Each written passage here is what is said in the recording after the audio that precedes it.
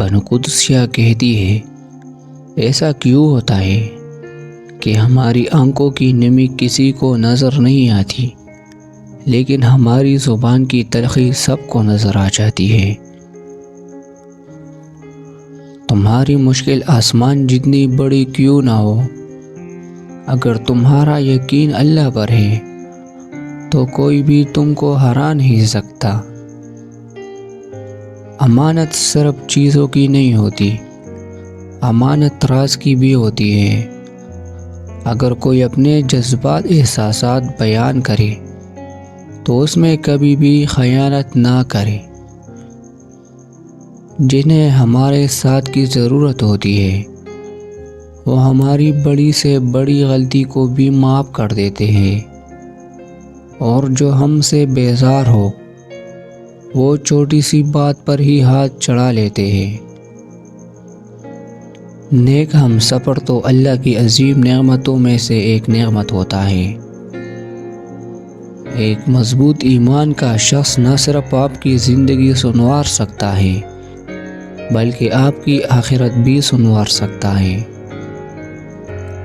یہ جو تمہیں باہر سے سخت نظر آتے ہیں، اگر تم ان کا اندر دیکھ لو پھر تمہیں ان پہ ترس آ جائے گا۔ محبت میں مجبوریاں آئے تو سب مجبوریوں کو مجبور کر کے محبت چنا۔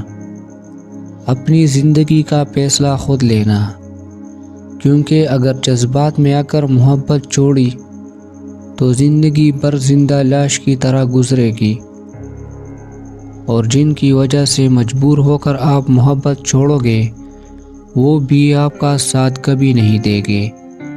کچھ رہ جائے گا تو زندگی بھر کا پچھتاوا۔ محبت میں بچہ بن جاؤ اور لڑائی کے وقت سمجھدار بن جاؤ، اس طرح سچی محبت کر سکو گے اور سمجھداری سے کام لیتے ہوئے لڑائی بھی نہ کرو گے، ہمیشہ خوش رہو گے۔ وہ لوگ جو کسی کا برا نہیں چاہتے، اللہ ان کو ایسی منزلیں عطا فرماتا ہے جو ان کے گمان میں نہیں ہوتے۔ زندگی میں انسان کو ایک عادت ضرور سیکھ لینی چاہیے، جو چیز ہاتھ سے نکل گئی ہے اسے بھول جانے کی عادت۔ یہ عادت انسان کو بہت سی تکلیفوں سے بچاتی ہے۔ حسد کا جذبہ احساس کمتری سے پیدا ہوتا ہے۔ جو شخص اپنے آپ کو گھٹیا سمجھتا ہے وہ دوسروں سے جلتا ہے۔ سب سے گھٹیا انسان وہ ہے کہ جب تم سے اس کا دل بھر جائے تو وہ تمہاری خوبیوں کی نفی کر کے تمہارا راز فاش کرے، تمہارے اچھے برتاؤ کا انکار کر بیٹھے، اور جو بات تم میں نہیں تمہارے بارے میں وہ کہے۔